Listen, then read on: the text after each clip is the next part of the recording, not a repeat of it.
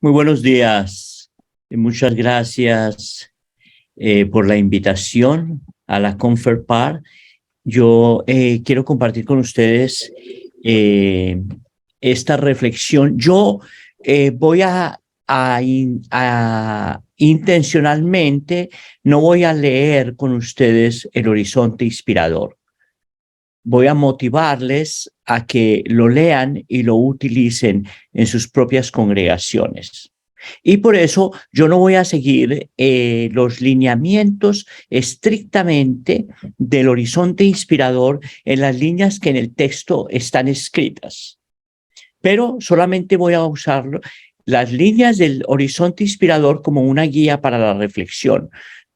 Haré una breve reflexión sobre el texto bíblico y contando historias de mujeres del alba, de mi propia historia, me aproximaré al horizonte inspirador para motivarles a leerlo y a utilizarlo en la reflexión que ustedes van haciendo en sus propias congregaciones y ahí en la Conferencia de Religiosas y Religiosos del Paraguay.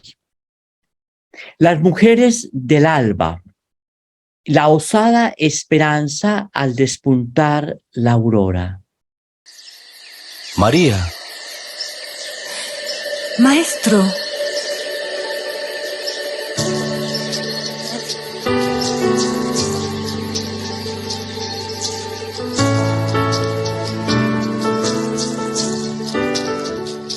Nos decidimos a salir en plena madrugada, haciendo frente al viento en contra, al frío y al miedo en la oscuridad. A paso firme, juntas y juntos nos damos ánimo para llegar. Nuestras pupilas se han dilatado, los corazones se aceleraron y vemos cómo la esperanza despunta ya. Con ternura y coraje, con las mujeres del alba, buscamos a nuestro Señor, a Jesús que salva. Con ternura y coraje, con las mujeres del alba, buscamos a nuestro Señor, a Jesús que salva.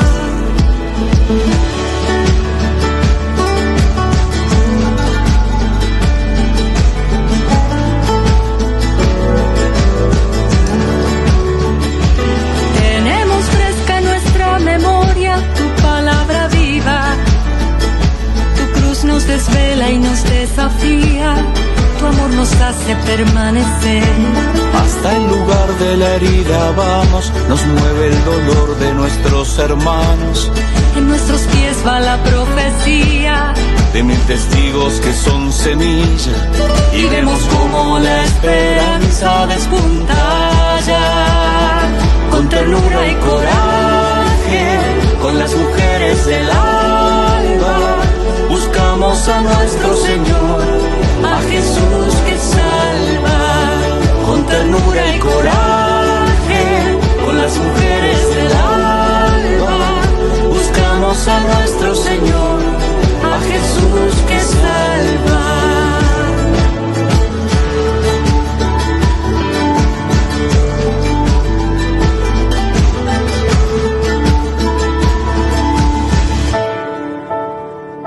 Somos la iglesia que humilde se estrena escuchando las voces de los que siempre quedaron al borde de los gemidos de la creación. En este encuentro nos sale, Señor, tan hermosa sorpresa. Nuestras pupilas se han dilatado, los corazones se aceleraron y vemos cómo la esperanza despunta ya. Con ternura y coraje, con las mujeres del alba, buscamos a nuestro Señor, a Jesús que salva. Con ternura y coraje, con las mujeres del alba, buscamos a nuestro Señor, a Jesús que salva. Con ternura y coraje,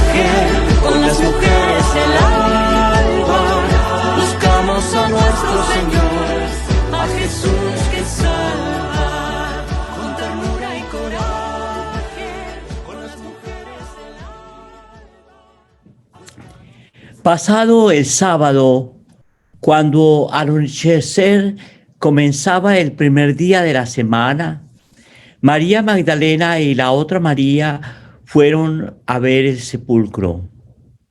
De pronto hubo un fuerte temblor de tierra, porque un ángel del Señor bajó del cielo y, acercándose al sepulcro, quitó la piedra que lo tapaba y se sentó sobre ella.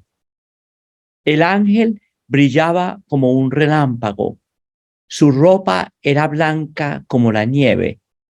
Al verlo, los soldados temblaron de miedo y quedaron como muertos. El ángel dijo a las mujeres: no tengan miedo. Yo sé que están buscando a Jesús, el que fue crucificado. No está aquí, sino que ha resucitado. Como dijo, vengan a ver el lugar donde lo pusieron. Vayan pronto y digan a los discípulos: ha resucitado y va a Galilea para reunirlos de nuevo. Allí lo verán. Esto es lo que yo tenía que decirles. Las mujeres se fueron rápidamente del sepulcro, con miedo y con mucha alegría a la vez. Corrían con miedo y con alegría para llevar la noticia a los discípulos. En eso, Jesús se presentó ante ellas y las saludó. Ellas se acercaron a Jesús y lo adoraron, abrazándole los pies. Y él les dijo: no tengan miedo, vayan a decir a mis hermanos que se dirijan a Galilea y que allí me verán. Contemplemos el texto en unos segundos de silencio. Acojamos la palabra. La peregrinación en medio de la noche de las mujeres hasta el sepulcro. La osadía de cruzar la noche.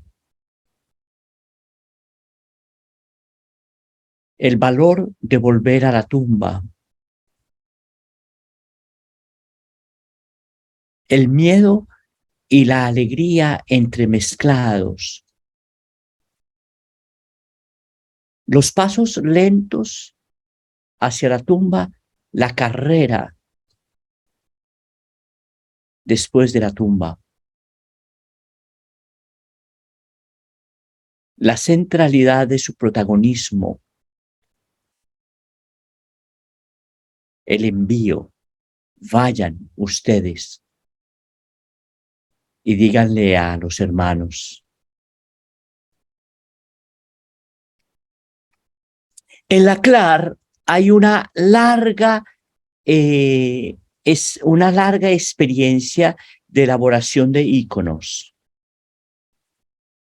y de horizontes inspiradores. La selección de los íconos bíblicos y de los horizontes inspiradores.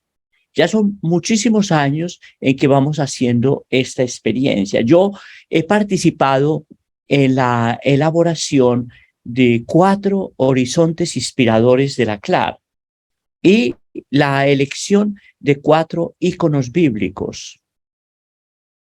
En este último se hizo entre la pandemia, en medio de la pandemia.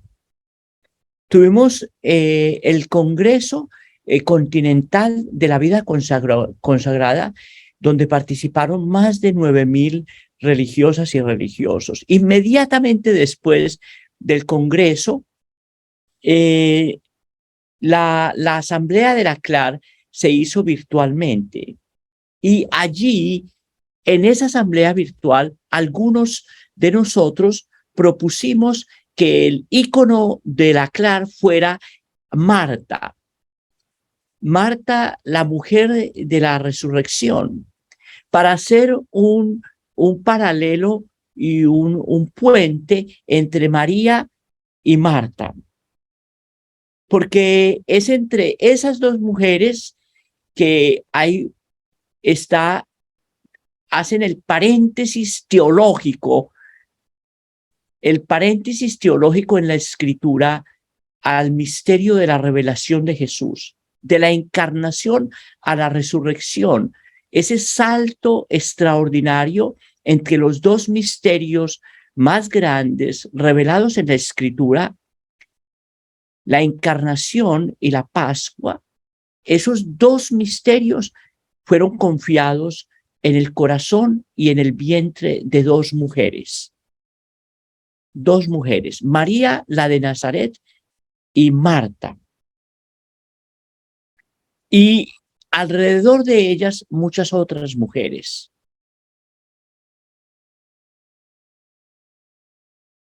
Y entonces fue así como empezaron las discusiones y los diálogos, y en el equipo de teólogas y teólogos de la CLAR, los expertos en Sagrada Escritura, los biblistas, propusieron que no se eligiera solo una persona, sino un grupo de personas, las mujeres, y que fueran las mujeres de la madrugada, las que cruzaron la noche, las mujeres del alba. Y así fue como el icono se fue resolviendo, después de mucho discernimiento, de mucha escucha recíproca, de diálogos generativos, de consulta, hasta que llegamos a un consenso. Inmediatamente después del Congreso de la Vida Consagrada, que fue sobre itinerancia, interculturalidad e intercongregacionalidad, algunos de nosotros percibimos que la Vida Consagrada estaba siendo invitada a un movimiento, y empezamos a proponer que el horizonte de la CLAR fuera hecho en la clave del Asia, una vida consagrada una vida consagrada itinerante, en camino, haciéndose, que no está hecha, sino que se hace todos los días, que está en movimiento, con una itinerancia misionera y una itinerancia que es interna y una itinerancia que tiene que revelarse externamente. Y fue así como fueron surgiendo los 8 movimientos que propone el ícono, y que yo los voy a leer con ustedes desde algunas mujeres de mi propia historia. Esto lo saco del texto para leerlo simplemente como unas claves hermenéuticas. Las 3 partes del texto, el encuentro con los soldados, el encuentro con el ángel y el encuentro con Jesús, revelan que ese relato es el relato no de la tumba vacía, no es el relato de la tumba vacía, sino el relato de la transformación de estas mujeres a raíz de la experiencia del resucitado. El episodio está narrado desde la perspectiva femenina. Ellas son el personaje protagónico, central, y los detalles del texto lo dejan ver bellamente, sin quitar del centro al resucitado, porque esta es la historia del resucitado, pero poniendo en el centro a quienes fueron testigos de la resurrección y diciendo que fueron mujeres, que las que fueron a la tumba fueron mujeres y que a ellas se les confió la experiencia toda de la resurrección.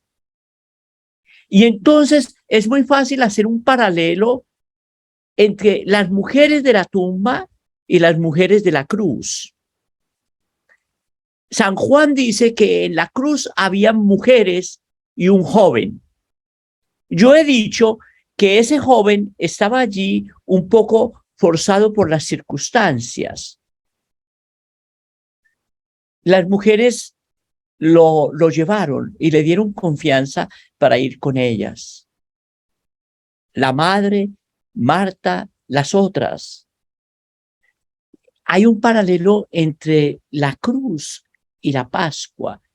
Y si al pie de la cruz habían mujeres, en la puerta de la tumba, en la puerta de la tumba, habían mujeres. Yo como hombre no me siento ni celoso ni temeroso, sino fascinado, fascinado, fascinado, atraído, encantado, motivado por el dinamismo y por la presencia de esas mujeres en las dinámicas bíblicas.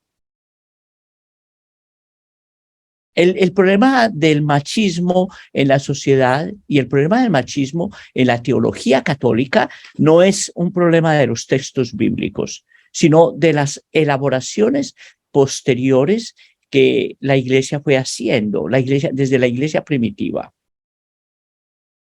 en contextos patriarcales, en contextos patriarcales. Y hay una deuda inmensa que hoy, en el contexto del proceso sinodal, y así lo expresa el horizonte inspirador, el proceso sinodal atraviesa el horizonte inspirador, las líneas del proceso sinodal y la llamada a la equidad social y a la equidad eclesial. En los años 70, en la América Latina hubo un movimiento de la vida consagrada contra la pobreza, desde los pobres y contra la pobreza, que tuvo unas dimensiones políticas y teológicas que fueron muy complejas, que le dieron nacimiento a la teología de la liberación de los pobres. Un movimiento que hoy es un movimiento global y que se movió más allá del catolicismo. Hoy hay un movimiento nuevo. Es el movimiento hacia la equidad, porque la pobreza es una consecuencia.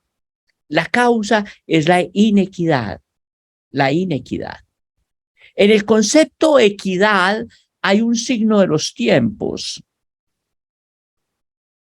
Y un signo de los tiempos que el proceso sinodal está reclamando. Yo en muchos lugares he dicho que el proceso sinodal debe generar una equidad, debe propiciar y ayudar a contribuir en la construcción de una equidad social, pero que solo se hará desde la construcción de la equidad eclesial.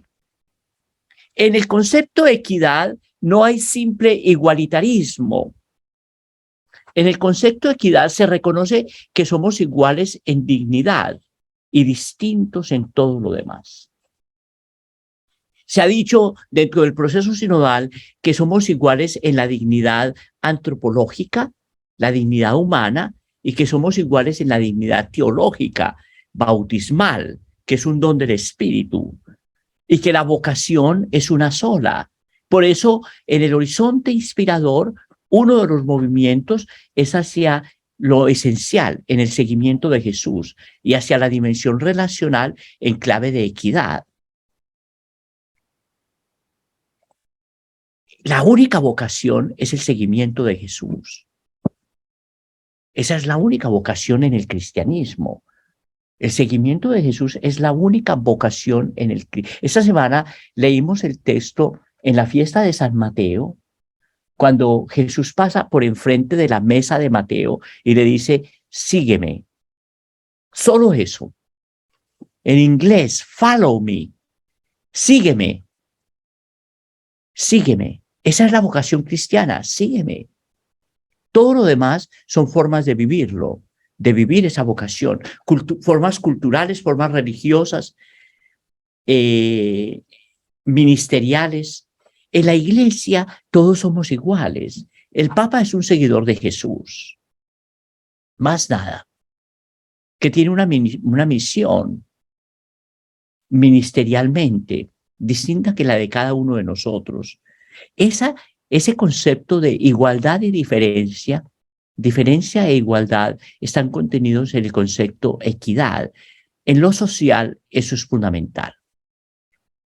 El gran problema de la humanidad es la inequidad. El gran problema de la humanidad es la inequidad. Por eso el objetivo 10 de la ONU, el objetivo 10 de la ONU sobre los objetivos de desarrollo sostenible es un objetivo para reducir la inequidad. Cuando yo estuve trabajando en la ONU por 5 años, ese objetivo para mí era un objetivo central en el trabajo de incidencia política. Pues bien, en los textos bíblicos se resalta a la mujer y se le confían los ministerios más preciosos, más preciados en el proceso de la revelación bíblica. Encarnación y Pascua. Encarnación y Pascua. La existencia toda de Jesús en el vientre y en el corazón de la mujer. No es eso un accidente ni una casualidad.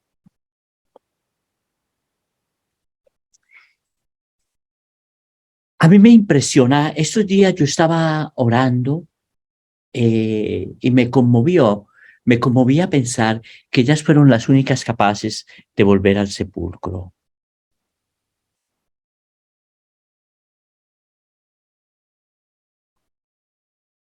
Los soldados son muchos, están armados. Los poderes religiosos y políticos, marcados por el temor, no intentan cuidar la vida, sino reprimir la esperanza, dice el horizonte inspirador.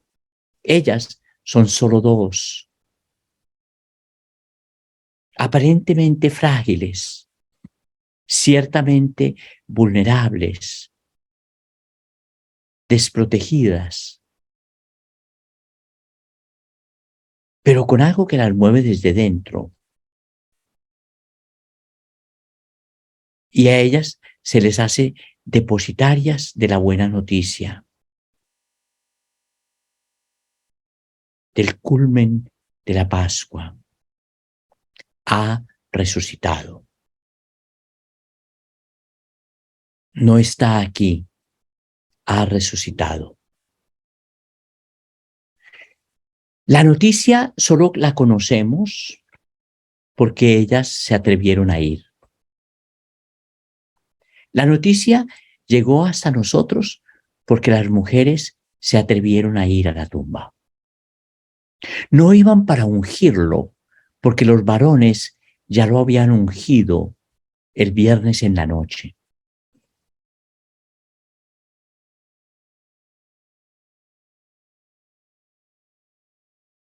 Pero la osadía de ellas de cruzar la noche, de ir hasta la tumba, hizo que la buena noticia no está aquí, ha resucitado, llegara hasta nosotros.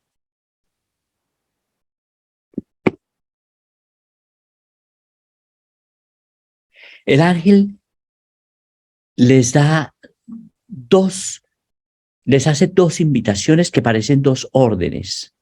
No teman, vayan rápido.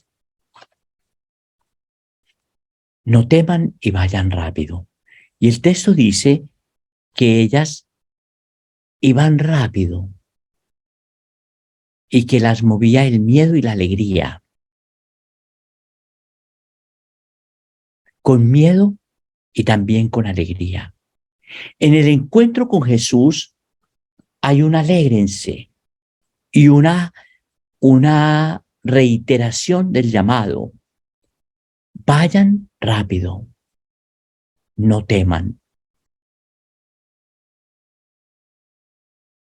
Y entonces ellas van corriendo, sin egoísmos, sin protagonismos falsos, corren centradas en el resucitado y centradas corren hacia la comunidad.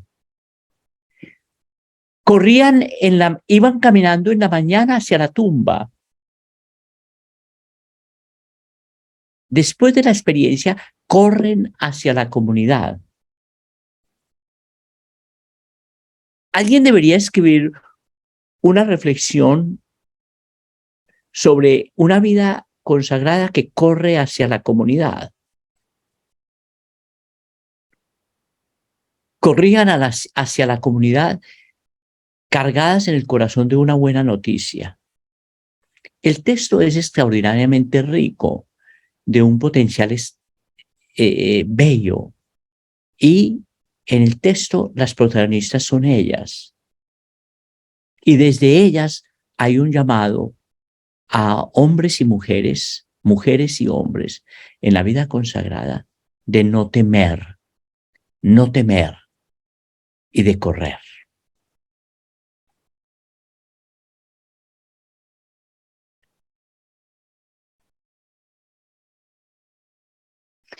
El texto del Horizonte Inspirador dice que ellas son la memoria del amor, es decir, la memoria de lo esencial.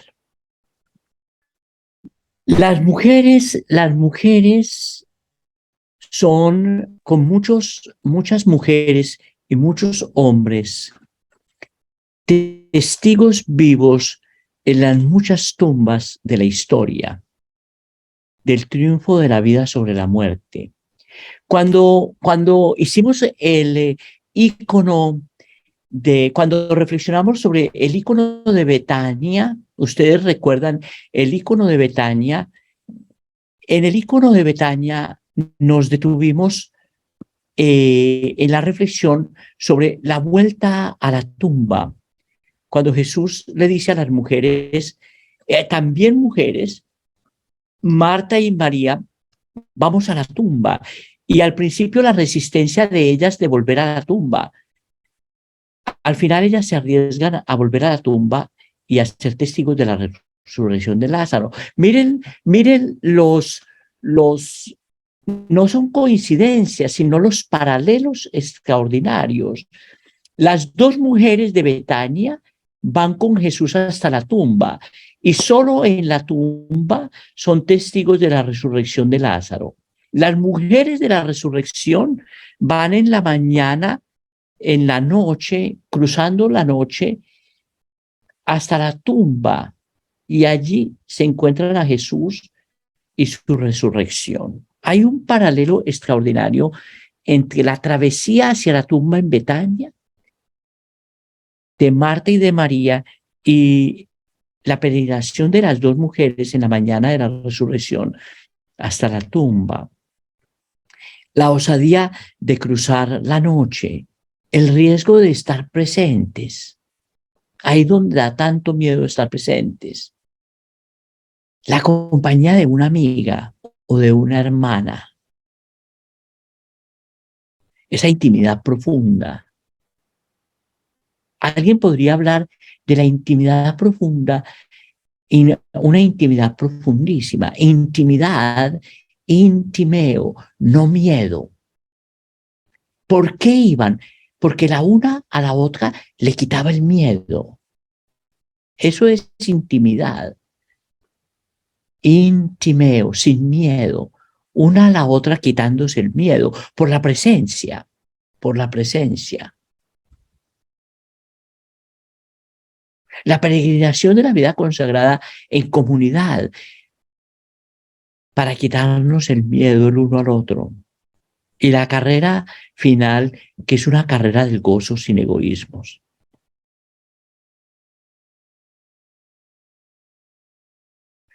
Las mujeres y el joven de la cruz, las mujeres de la tumba en la resurrección.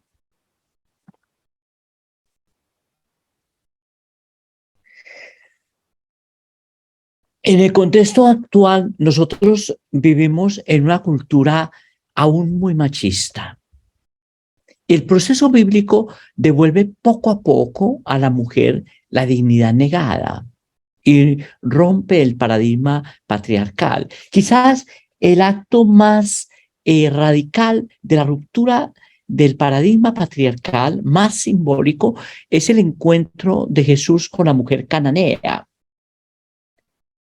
Cuando Jesús a la mujer cananea la desprecia con los hombres que le rodean y llega a decirle que no está bien echarle a los perros el pan de los amos. Es tremendamente duro. Y la mujer, ya de rodillas y temblorosa, le dice, Señor, ayúdame. Jesús se conmueve interiormente, se deja transformar de ella y dice una frase que rompe un paradigma patriarcal de la historia. Le dice, mujer, que se haga como tú deseas. Reconoce a la mujer como un sujeto de deseo y no como un objeto deseado. La mujer en el paradigma patriarcal es un objeto de deseo. En los labios de Jesús, la mujer es un sujeto que desea que se haga lo que tú deseas. El deseo de las mujeres es la vida de Lázaro. El deseo de las mujeres es la vida de Lázaro. Y ellas se atreven a ir a la tumba que ya hiede, porque han pasado 4 días, porque tienen un deseo profundo. El deseo de las mujeres de la resurrección es encontrarlo. Encontrar a Jesús, verlo de nuevo, porque las mueve la memoria del amor. Como si la resurrección fuera un deseo humano y la vida fuera un deseo profundamente humano, revelado en el corazón de ellas. La vida debe ser deseada y amada, protegida, defendida, reconocida, y por eso el primer movimiento del horizonte inspirador es el movimiento hacia la vida. Es el movimiento hacia la vida.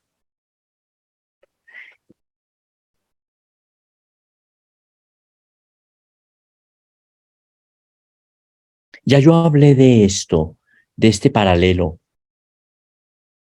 entre esos dos misterios y la existencia de Jesús.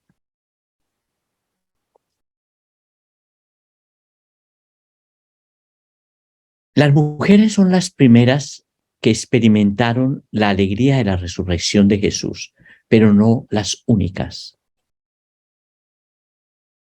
Porque desde ellas la buena noticia se extendió hasta los confines de la tierra. ¿Por qué ellas? ¿Por qué a ellas?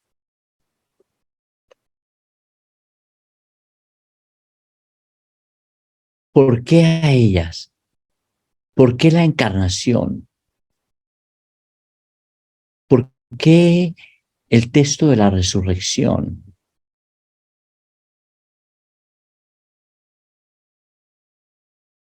Es algo que en nuestras meditaciones de este año tendremos oportunidad de reflexionar profundamente.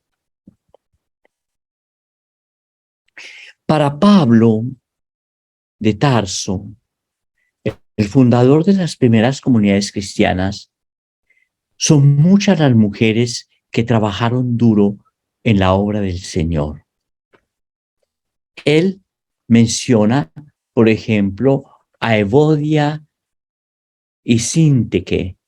Dice que lucharon conmigo al servicio del Evangelio. Se muestra muy agradecido con Priscila, que con Aquila, su esposo, son los jefes de la iglesia de Éfeso y después de Roma. Habla con cariño de la madre de Rufo. Dice que ha sido para mí como una segunda madre. Y de Jonías, junto con su marido Andrónico, afirma que son compañeros de cárcel, apóstoles notables, y se entregaron a Cristo antes que yo. De Febe dice que es diaconisa de la iglesia de Cencrea y pide que la ayuden en todo lo que sea necesario, puesto que ella ayudó a muchos y entre ellos a mí. Hoy hay un movimiento muy fuerte en la iglesia para la reactivación de la diaconía de la mujer, de las mujeres diaconisas. Yo aquí en Estados Unidos conocí a las gestoras de este proyecto que apuntan hacia la diaconía de la mujer en la iglesia. Una diaconía que existe de hecho. Muchas iglesias del mundo sobreviven por la diaconía de la mujer. Muchas iglesias del mundo sobreviven expresamente en la diaconía de la mujer. Y la inmensa mayoría de las iglesias del mundo, sobre todo del sur global, son iglesias en donde la presencia de la mujer es mayoritaria, aún siendo lideradas por un liderazgo exclusivamente patriarcal. No voy a tener tiempo de contarles todas las historias que quería contarles, pero me detengo en los 8 movimientos. Una vida consagrada itinerante, el movimiento Asia. La antropología francesa dijo que la vida humana y en general la vida, hoy podríamos decir, es una vida que tiene 3 dimensiones. La primera es el ahí, la vida en situación. Por eso, en el horizonte inspirador se comienza con un análisis de la realidad, de la situación actual de la vida. La situación actual de la vida, la situación actual de la historia, de la política, la historia frente a los carismas como el dinamismo que transforma. Hay algo que es inseparable, el binomio carisma e historia. Por eso los horizontes de la CLAR siempre empiezan con una lectura y un análisis de la historia. Ustedes pueden leer ahí algunas líneas de reflexión sobre la historia, carisma e historia, el contexto, la vida ahí. Y la vida ahí en Paraguay, en Asunción, en los barrios, en las comunidades donde ustedes sirven. El contexto histórico es esencial, la historia, la tierra, la cultura, la música, los rostros de las personas, las luchas de la vida para sobrevivir. Ese es nuestro contexto vital. Los carismas se encarnan y los carismas se mantienen vivos en contextos históricos. La vida ahí. La vida con. La vida ahí, la vida con. La vida relacional. La vida solo existe relacionada, interconectada. Y la vida hacia. La vida es un proyecto inacabado. Los carismas no se desarrollaron totalmente en la vida de los fundadores. Los carismas se desarrollan en el continuum de la historia y hoy se desarrollan en ustedes. Ustedes son responsables de los carismas hoy, de su lectura y de su reinterpretación. Y los carismas son un Asia, un movimiento hacia. No están hechos totalmente, no se han expresado totalmente. Los carismas se van expresando en la medida en que se van relacionando con la historia y se van transformando. También la iglesia. Todo ese contenido es un contenido antropológico, sociológico, ecológico, teológico que está detrás de la opción por los Asias. Desde el poder transformador de la mujer como un paradigma y desde un convencimiento, la dignidad que está escondida en toda historia humana. Los dos primeros movimientos del horizonte inspirador son el movimiento hacia la vida en esperanza y el movimiento hacia lo esencial del seguimiento de Jesús y la centralidad de la relación humana. Yo quería contarles la historia de Nancy, una mujer que yo conocí en un barrio de Bogotá que se llamaba el barrio del Cartucho. El barrio del Cartucho es uno de esos lugares abominables de la historia humana. Allí el narcotráfico hizo raíces. A Nancy, su mamá, la dejó abandonada en ese barrio cuando ella tenía 4 años. En una noche de desesperación, su mamá fue y la tiró en ese barrio, un barrio de drogadictos, de narcotraficantes. La dejó tirada en una esquina de ese barrio. No pudo haber elegido un lugar peor. Cuando yo conocí a Nancy y ella nos contó su historia, así como estábamos sentados, yo estaba muy conmovido de oír su historia y al final ella me abrazó con cariño y me dijo en el oído: voy a orar por ti. Voy a orar por ti. Desde los 5 años, Nancy fue abusada. Y desde niña se le empezaron a dar drogas. Se le inyectaban químicos. Ella era un objeto. Fue un objeto por el resto de su vida. Y cuando yo la conocí, era una mujer luchando en movimiento hacia la vida en esperanza. Algo absolutamente incomprensible. ¿Cómo podría haber esperanza ahí, en el corazón de ella?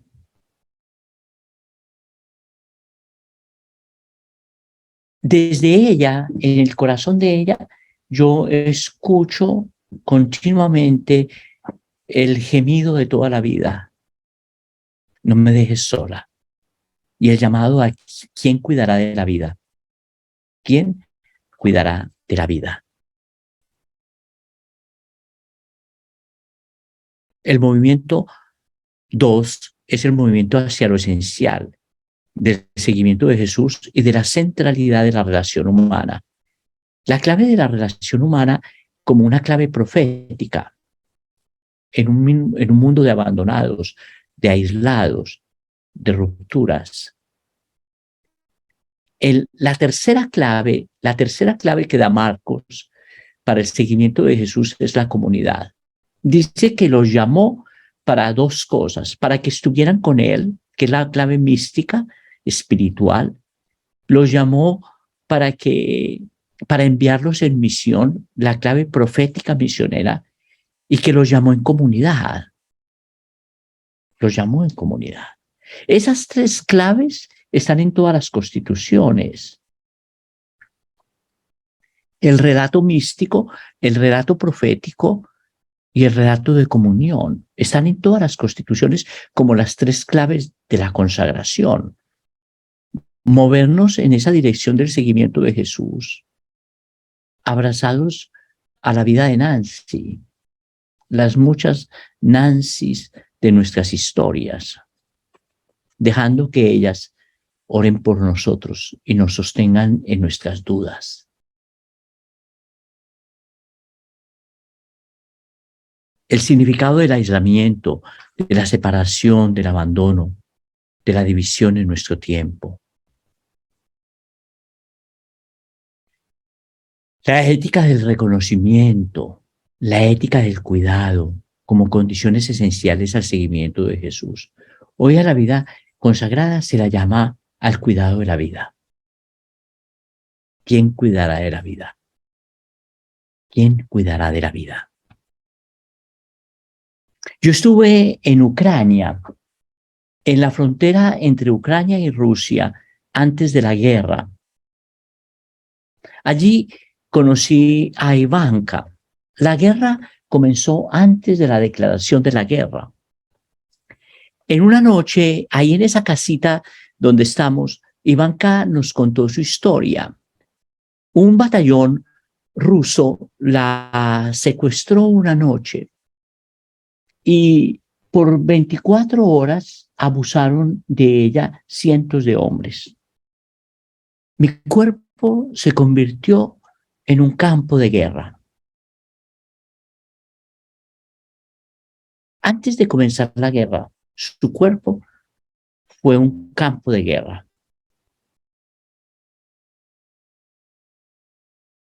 La historia de tantas fronteras violadas, esa humanidad que gime para que se respete la dignidad y la integridad del territorio, para no traspasar. Yo sabía que la guerra iba a suceder. Yo vi a los soldados rusos ya muy cerca de la frontera, pero además vi a las víctimas que eran mujeres.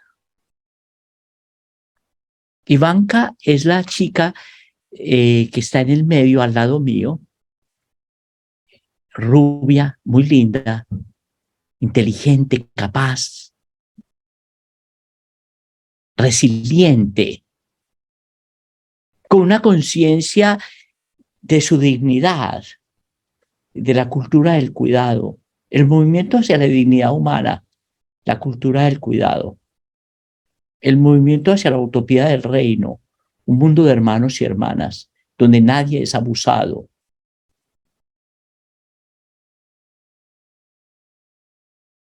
Yo quisiera invitarles a que tomen los movimientos y ustedes hagan sus propias historias, a que encuentren las mujeres del alba, más que en referencias bíblicas, en referencias históricas de sus propias historias, a que le pongan nombre a las historias. Tenemos esa extraordinaria posibilidad.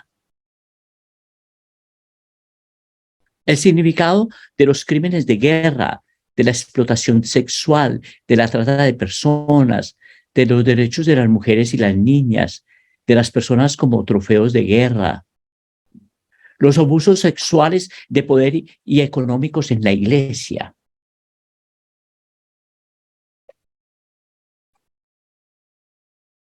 El contexto de los abusos es el contexto de una historia de abusos que rompe toda la posibilidad profética de la iglesia, le quita toda su credibilidad.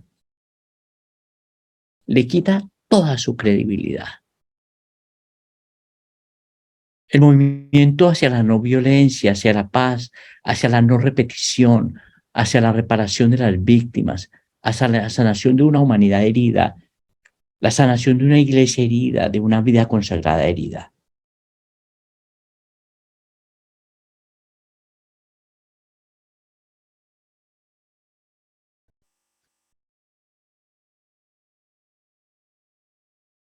El movimiento hacia el cuidado responsable del ambiente y de los derechos de las generaciones futuras. La memoria de Berta Cáceres, esta mujer hondureña que dio la vida por la preservación del ambiente. O la Stang en la selva brasileña, o Estefanía en las selvas de Checoslovaquia, donde yo la conocí.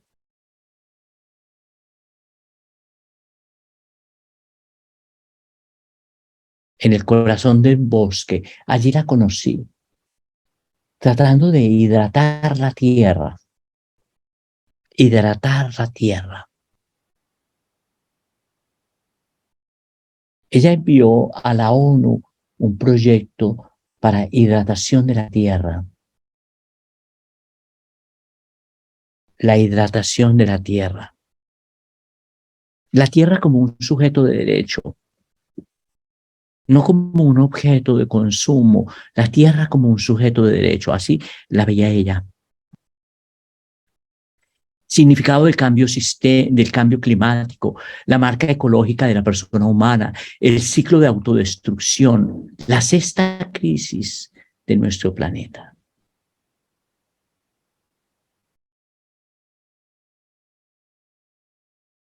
Hoy no podemos ser ingenuos, hoy no nos basta la buena voluntad. Hoy tenemos que abrir el horizonte, abrir el horizonte. Por eso en el horizonte inspirador se hace un llamado al cambio sistémico y a la incidencia política como áreas de ministerialidad.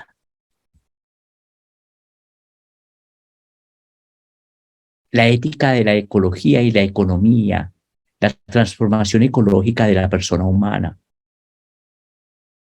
Ese cambio, ese movimiento hacia el cambio sistémico y la incidencia política. Hay una canción en inglés en la que se dice, yo vi lo que vi y hoy no puedo negarlo. Yo vi lo que vi y hoy no puedo negarlo.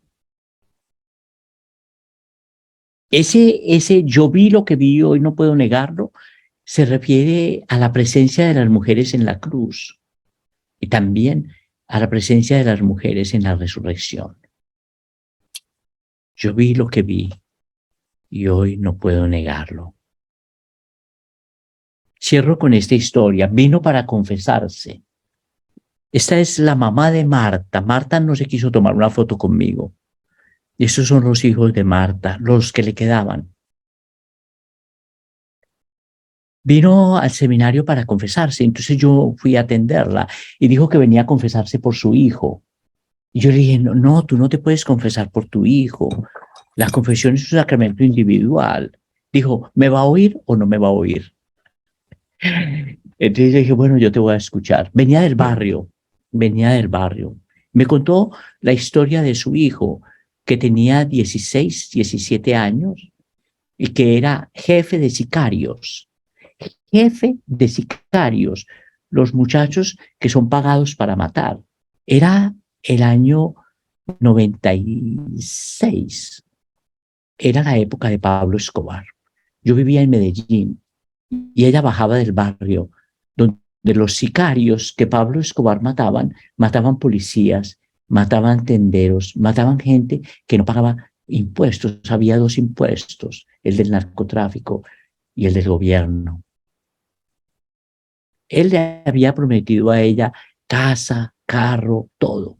Ella le había dicho que ellos eran pobres y que si él vivía bajo su techo tenía que vivir pobre como ella, que su dinero estaba untado de sangre. Era un niño fascinado por una motocicleta o por una chaqueta de cuero. Y ella un día en rabia le dijo, te van a matar igual que tú matas. Te van a matar igual y morirás solo porque yo no voy a ir a recogerte. Te juro que no voy a recogerte. Un día él salió a las 6 de la mañana, a las 6. Y ella se dio cuenta que algo iba a hacer. Y entonces se quedó preocupada, ya no pudo dormir más, se despertó, estaba ahí como a las 7 de la mañana, tocaron en la ventana. Marta, Marta, Marta, tu hijo. Ella supo. Y así como estaba en pijamas, le tomó un minuto decidir. Fue corriendo por la calle. Cuando ella lo encontró, él estaba vivo aún. Ella lo abrazó así y le dijo, mijo, muérase tranquilo, que hoy yo me voy a confesar por usted. Y yo lo absuelvo de todo, en el nombre del Padre, del Hijo, del Espíritu Santo. Amén. Yo te absuelvo, mijo, muérete en paz, que hoy yo voy a confesarme por ti. El muchacho se murió en paz en sus manos, perdonado por ella, perdonado en nombre de Dios. Y ella estaba delante de mí diciéndome, a mí me tardó 1 minuto perdonarlo. Y usted me va a decir que Dios no puede perdonarlo. La memoria del amor, la memoria del perdón, la memoria de la maternidad, la memoria de lo humano, la memoria de la vida. Hoy a la vida consagrada se la llama hacia ese movimiento, hacia la posibilidad de volver a ser signo, de volver a ser palabra y metáfora creíble. Hoy se llama a la interacción y el encuentro de todos los carismas. Y hoy se nos llama hacia el movimiento para una iglesia nueva.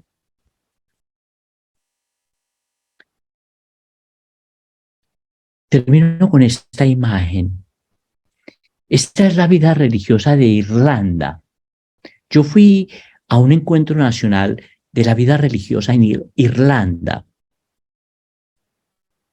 La inmensa mayoría eran mujeres y hombres ancianos. Mujeres y hombres ancianos.